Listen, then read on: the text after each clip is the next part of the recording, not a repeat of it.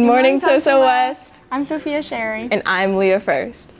Today is Thursday, May 22nd, and welcome to TW Today.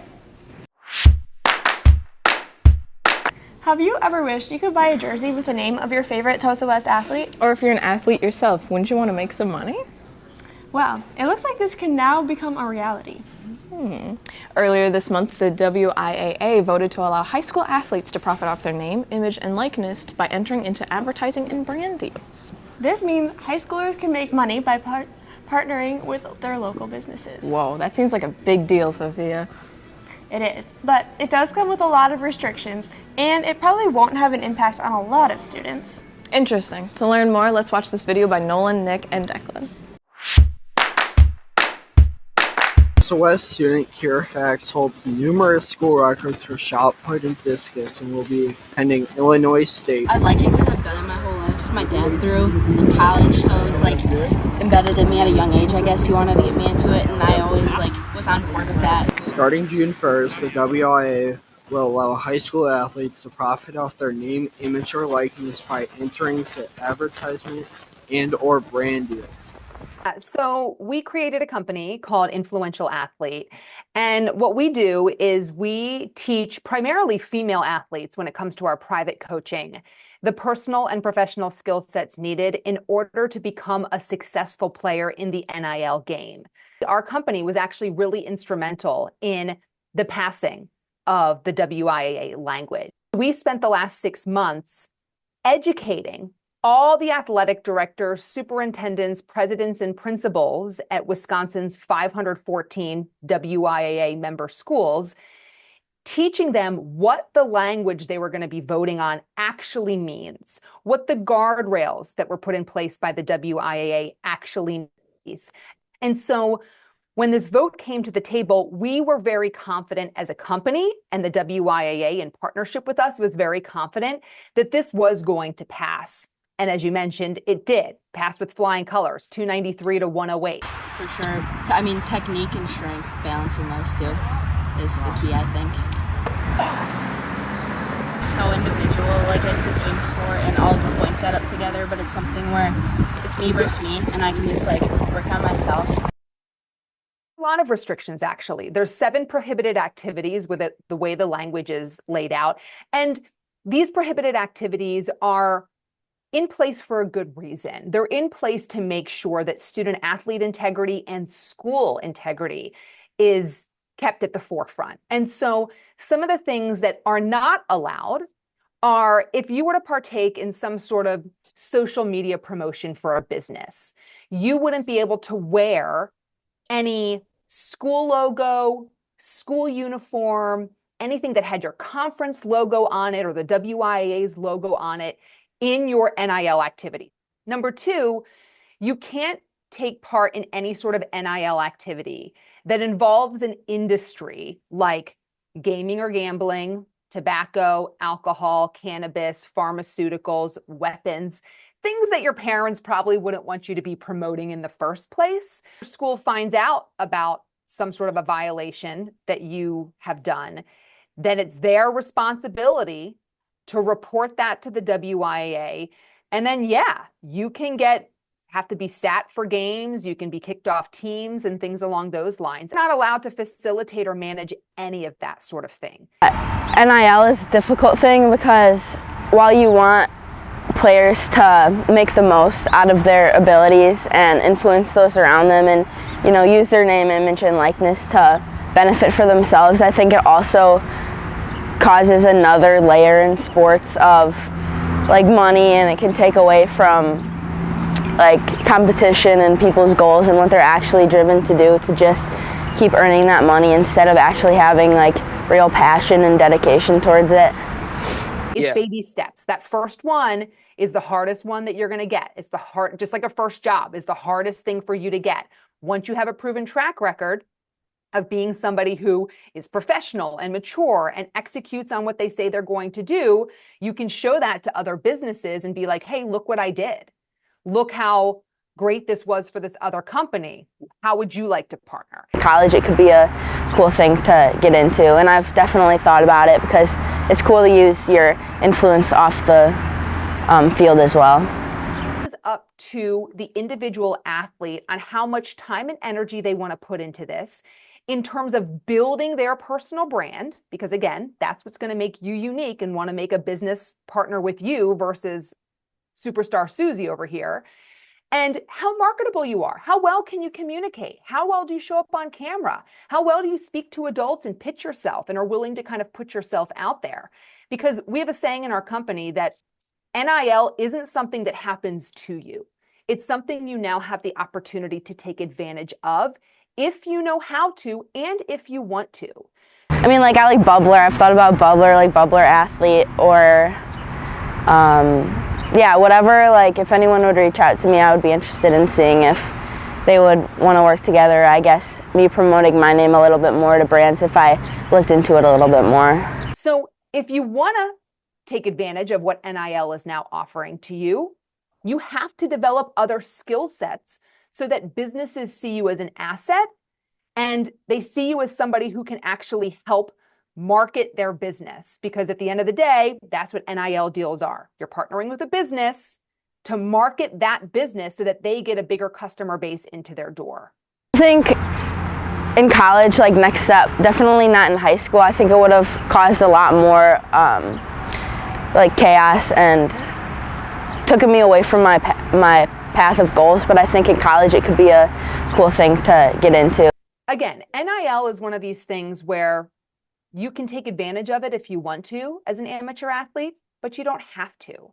It's just that you have the opportunity to do so now without being in violation.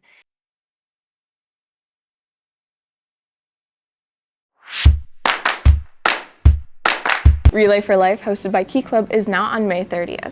From now until then, you can come support during A and B lunch by buying luminaries. For $5, you can honor a loved one who has battled cancer. All luminaries will be lit during the Luminary Walk, and all proceeds go towards the American Cancer Society to fund cancer research. Now, for other school news, Knitting and Uno Club are meeting today. Many of our clubs here at West are closing up shop due to the end of the school year, and make sure to check your email. Also, seniors, remember, request your final transcripts through Zello, and if you're planning on going to college next year, send them to that school.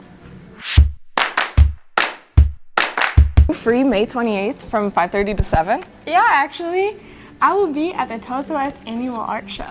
Wait, that's what the invitations are for. Seniors will have their portfolios on display in the library, and the art department will be showing off work from every class in the art department, from art foundations to AP Studio. We will also be holding our annual Makers Market here, where students are able to sell their own work, so make sure to bring cash or Venmo to support your local artists. Here's a video about this amazing event from last year.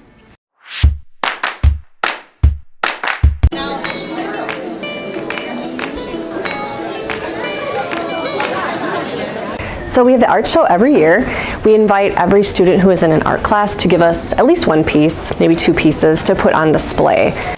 So you'll see work from first semester and second semester, all classes, metals, there'll be sculpture, there'll be drawing, painting, prints, the whole gamut. And then I guess the biggest displays you'll see are our AP art students put on a selection of their portfolios and a body of work that they've been working on for the whole year, plus a few extra pieces. And it's just really great to have them have the chance to show off that really hard work this year.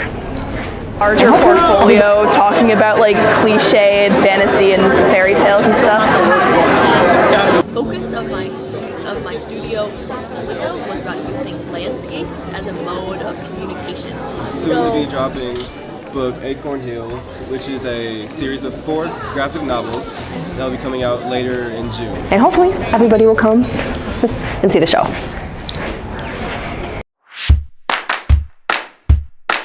I truly love this event so much. Sophia and I are both in AP art classes and decided to spotlight one of our classmates' AP portfolios in a segment this year. Let's see what artist Callista Albert has been working on.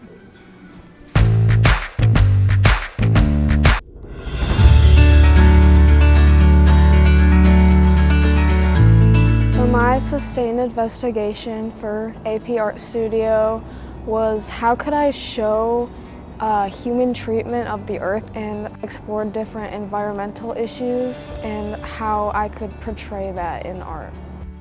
So environmental issues mean a lot to me. I've always had like a love for nature and animals and being outdoors, so it was pretty natural for me to choose that as my investigation topic because that kind of stuff really interests me and I think it's an important issue. My dad has kind of had that influence on me, like instilling the protecting nature type thinking, and he inspired some of my works. My one piece of the glasses holding out to the buckthorn was specifically an ode to him.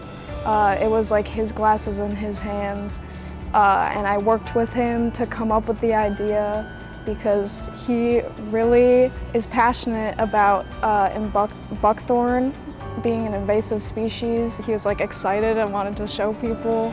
So that was fun to kind of connect myself into my investigation. And it really boggles me how so many people never really think about their environmental impacts. So being able to create attention with my art was a nice connection between my love for art and my love for nature. I use color to draw emphasis on a certain thing, to draw attention to that specific part to drive the story. Used parallels between nature and humans to exemplify how we as a society create massive impacts. AP Art Studio is an AP class. It's just as much time and work as any other AP class. I've spent all of my hours for the class and also my study hall hours, and I'm almost always behind in the class. It's a lot of work. Deadlines were very hard to meet. Making the art is a little difficult sometimes because of procrastination and art block, but usually my ideas when I'm starting a new piece come to me pretty fast. I have to give so much thanks to Miss Maris. She's so helpful in all of my art classes I've taken. She's always really good at working with students and helping people get their own ideas out better, and also problem solving technical art issues too. She's good with that as well, and she's definitely helped a lot with my investigation. I think art is really important because it's like a reflection of human society and ideas and history, and it reflects us, and it has an aspect of beauty and aesthetics that can influence people's emotions, and I think that's really cool. It's also the act of doing art is very therapeutic, and you can kind of just let your creativity flow. And so I think telling stories with art is a good way to tell a story, but also have this beauty added onto it.